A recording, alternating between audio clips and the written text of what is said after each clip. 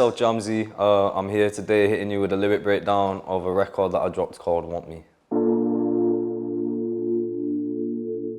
Just a quick bit of context about the record. So this record was written at a time when I was channeling a lot of emotions from like a previous relationship I've been in, like the first real major heartbreak.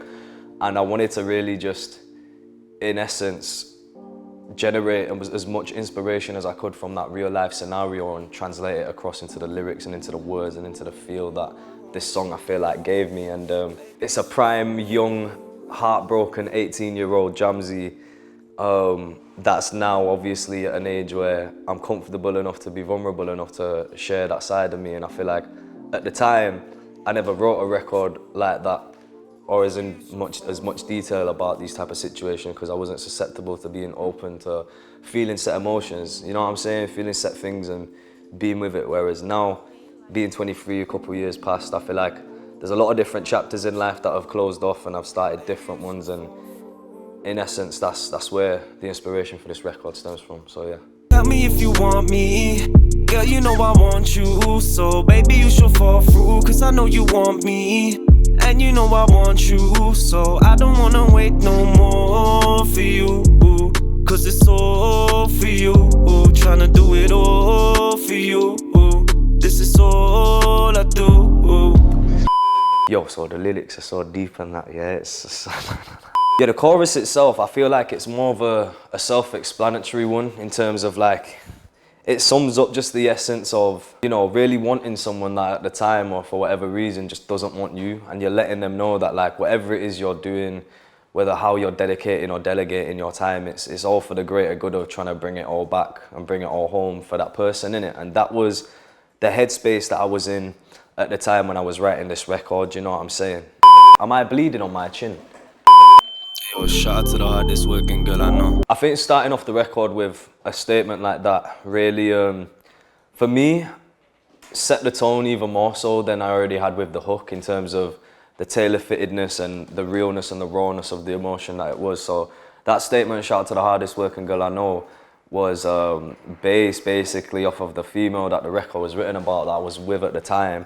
She used to work 2 jobs, and I used to, in my head, and you know, at the time to her, maybe I didn't vocalize it as good in it, but I used to say, yo, you're the hardest working girl I know.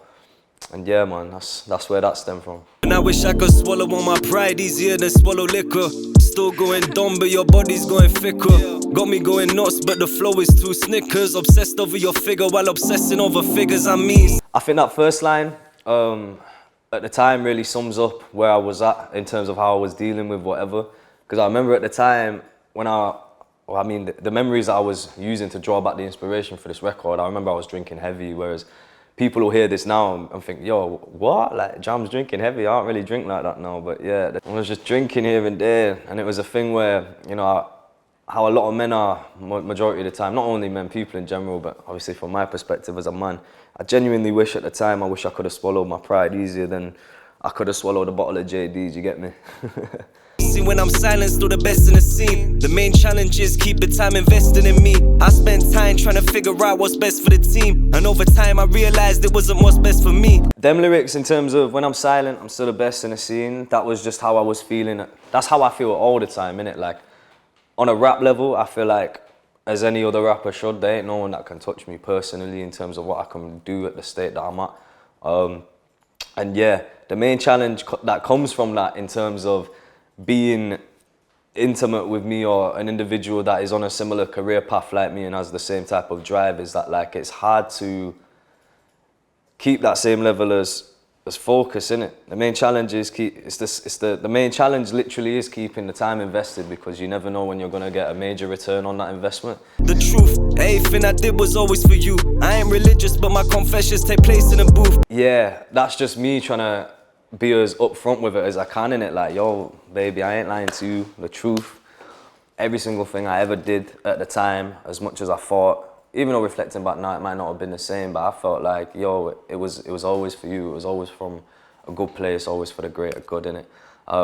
And then the lyric, I ain't religious, my confessions take place in a booth. That stems from the fact of like, her parents were heavily Christians, you know, like they go to church and that, and obviously in Christianity they have the whole confessions booth where I don't know how it works properly in it, but you go in and you talk to like the reverend and whatnot. You tell them their sins or whatever, and I saw the recording booth is my version of that. Do you know what I'm saying? Because it's a lot of home truths get come out there, innit? A lot of emotions or topics that I wouldn't necessarily tend to go out of my way to talk about. I can express myself more fluently, if you would, or more in depth through just lyrical ability, I suppose, innit? And you were special back then, I always saw it in you. And now you run your own thing just like you said you would do. Them ones there, that stems from, at the time, like, the female I was with, she was working like 2 jobs and whatever.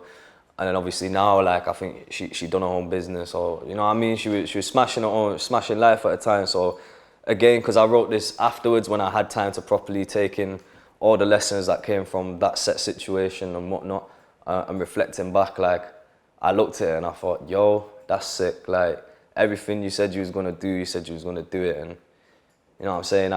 It's very admirable when you see that in a person, man. Now that's ambition at its finest. I still refer to you as highness. You're styling on bitches without a stylist. The moment shared was priceless. You find a weakness in my kindness, but like my music, girl, you're always timeless, for real. There's a lot of like slick one-liners in there. The key word being slick for this last section or segment. I wanted it to end like that. Do you know what I'm saying? I wanted it to be an ending where it's like, yeah, like I'm bigging you up, but at the same time, there's no like backhanded compliments and shit like that. It's more so in a sense, yo, I'm bigging you up. You're sick, but I know my worth too, innit? And it's like, that's why I like that last line a lot, man. I swear, shout out to Fletch, because I think Fletch liked that line as well, where it's like my music, girl, you're always timeless, man, because regardless of how it went down, with what or whatever, like, to me, it was a timeless situation, and it's definitely, in my opinion, helped me create some timeless music. You get me? Big thank you guys for watching, man. I really hope you've enjoyed this lyric breakdown of my song, Want Me. If you haven't already, make sure you head over to my YouTube channel, This Is Jams, and check out the video for it. I'd love to hear what you guys think. And yeah, the video link will be in my bio. And take it easy, I'm gonna hit you. For me if you want me, girl, you know I want you. So baby, you should fall through, cause I know you want me. And you know I want you, so I don't wanna wait no more for you. Cause it's all for you, tryna do it all.